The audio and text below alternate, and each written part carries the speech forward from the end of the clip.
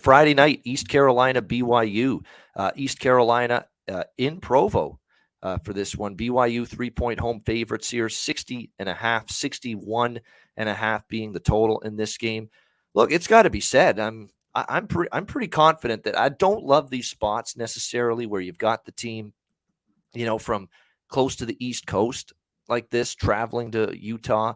I don't always think that that's going to be an advantageous spot. But hell, Arkansas was in this situation earlier this year, just a few weeks ago, and they absolutely destroyed BYU 52-35, and BYU couldn't stop them offensively. I'm starting to wonder if this BYU season is going to come off the rails for them. I mean, this is falling apart in a hurry for Kalani Sitake and this BYU team. I mean, the defense can't stop anything right now.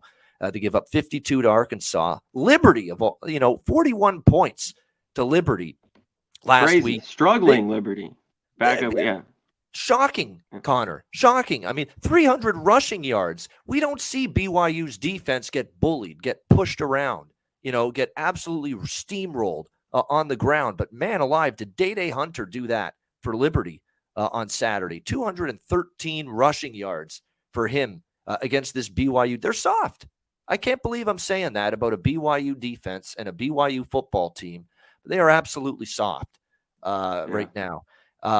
No way I'm laying points at the moment with them. They've failed to cover in 6 straight games. They're 0-6 against the number coming into this game in their last 6 games. Again, the blowout losses to Liberty and Arkansas. They lose to Notre Dame. They're only 2 victories, since they beat Baylor. That's like the best win still they've had this year. But ever since that game, their only wins were Wyoming, where they did not cover at home, and Utah State against a backup quarterback that night.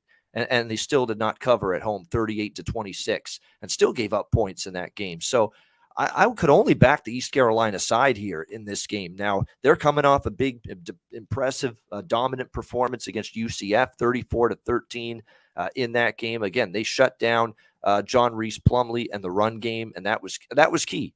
You beat UCF when John Reese Plumlee has to throw the ball more, and he had 3 interceptions, no touchdowns.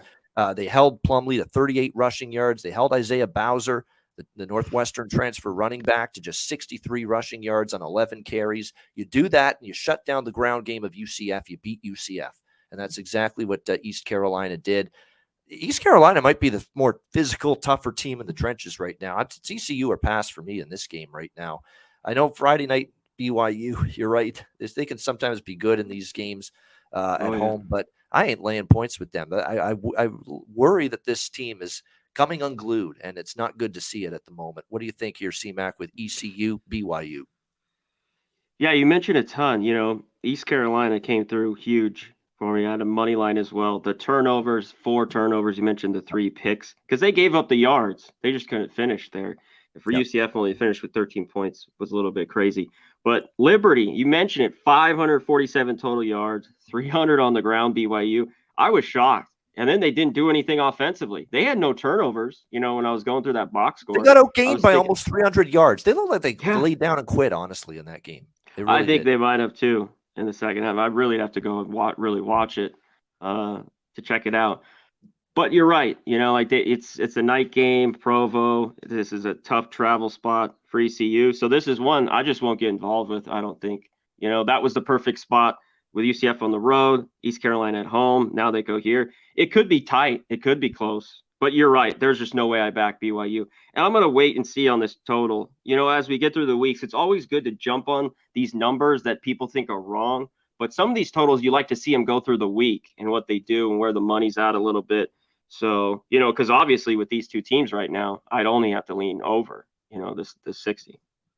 Yeah, I mean, with BYU, I mean, it's just a question of with the game staying under BYU Liberty. It's not because BYU's defense did their part for that game to go over, but they only got 14 from Jaron Hall in the offense, which was staggering to me that even the offense couldn't get much going in that game. We'll see if he can bounce back, and the offense in general. I think they are as weak in the trenches these last few games as I've ever seen BYU. They're not getting a push from the offensive line. They've had a hard time running the football all season long, and now they're getting pushed around with their defensive line. Like, to give up 300 rushing yards to Liberty, over 200 rushing yards to Day Hunter, that's unacceptable. If you're BYU, you should be you built a foundation for your football program on being tough physical, and strong in the trenches. And you're anything but that right now.